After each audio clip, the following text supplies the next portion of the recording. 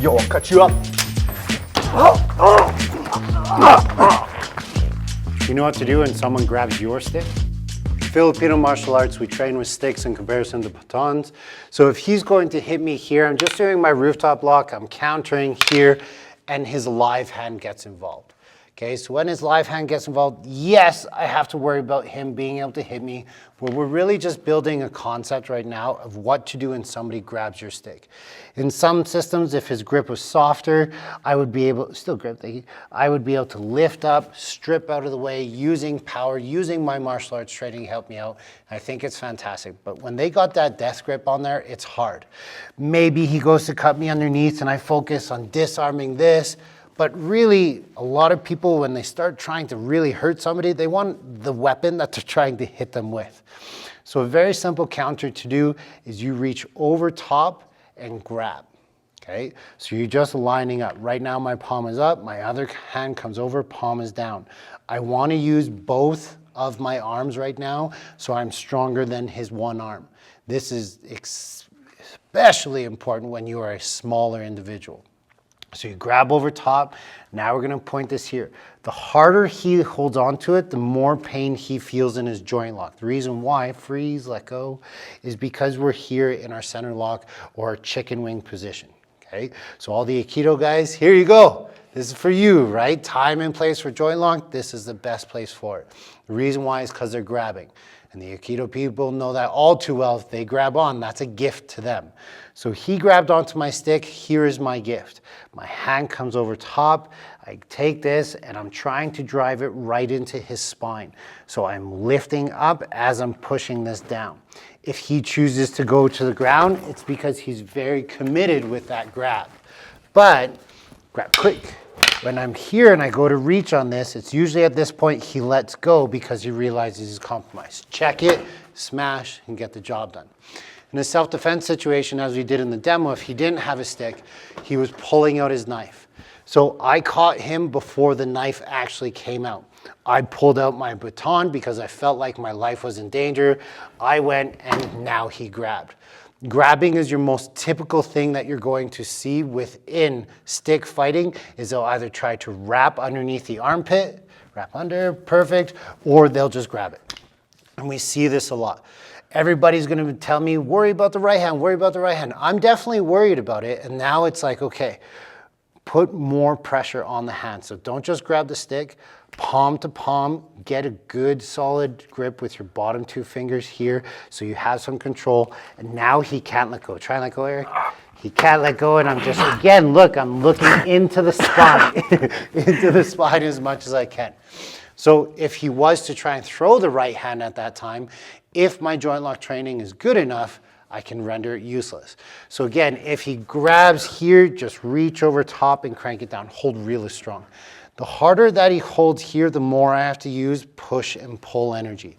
I'm moving one this way, I'm pulling one towards me. This is what we have to train. Squeeze really hard, right? It's two hands versus one. If we reverse the role, I'm stronger than Eric. As I go grab this, he reaches over top, palm down, perfect, and I'm gonna fully resist. Yeah, nice. So see what happened there is as Eric grabbed it, he was so worried about going sideways that he kind of turned this upside down. There's nothing wrong with that. Just kind of punch into it. You're gonna release the grip. The main focus here is just get to that center line. Everything I'm doing is driving behind this. So I'm not just pulling down, I'm pulling up. I'm using my body to drive forward to be able to get that either disarm, or sorry, say letting go of the grab. I would call it a disarm anyways, but it's just learning hard grab equals center, right? From here, I can punch him in the face if he was to let go of it with the tip of the stick. I won't do it to you, right? I'm watching the other weapon in case it comes out, but if he's reaching for that knife, please don't let him get the knife. So if I'm here, right, he pulls his knife out and the knife is presented and I go grab this, he's stabbing me, right? Or I've seen taught before, control the weapon, and then once you feel like it's ready, grab the knife and I'm getting stabbed again. Time and a place, right? If a knife is presented, my number one focus becomes there. So if he's here, I'm lucky enough to get the grab. I'm now going to this and trying to find control. Yes, I'm worried about that, but that's a whole nother video and a very long martial art training session. The main idea I want you guys to take is when that grab is happening, okay? So it's just there. If he's soft in the grip, I can pop this up while I'm pulling this down, okay? I can pull, push, and hit using my balloon walk training.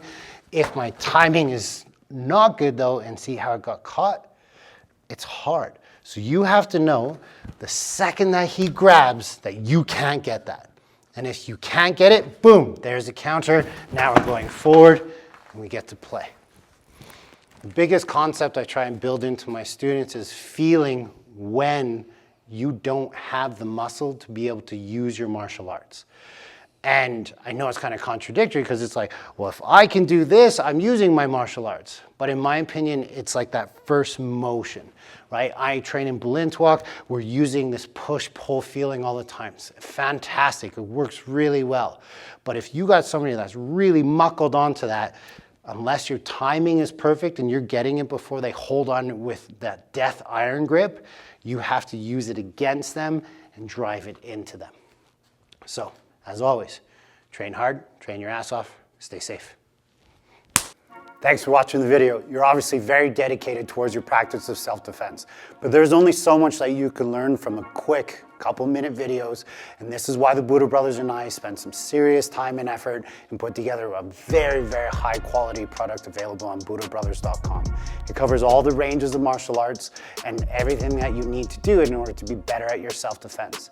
But what it also does is it walks you through how to train it by yourself, how to train it with a partner, so that you're actually building the skills and the attributes needed for self-defense. Yes, watching the quick videos and the shorts can do a lot, but if you really want to take a deep dive and learn a lot about self-defense, this is why we made this course for you. So make sure you train your ass off and stay safe.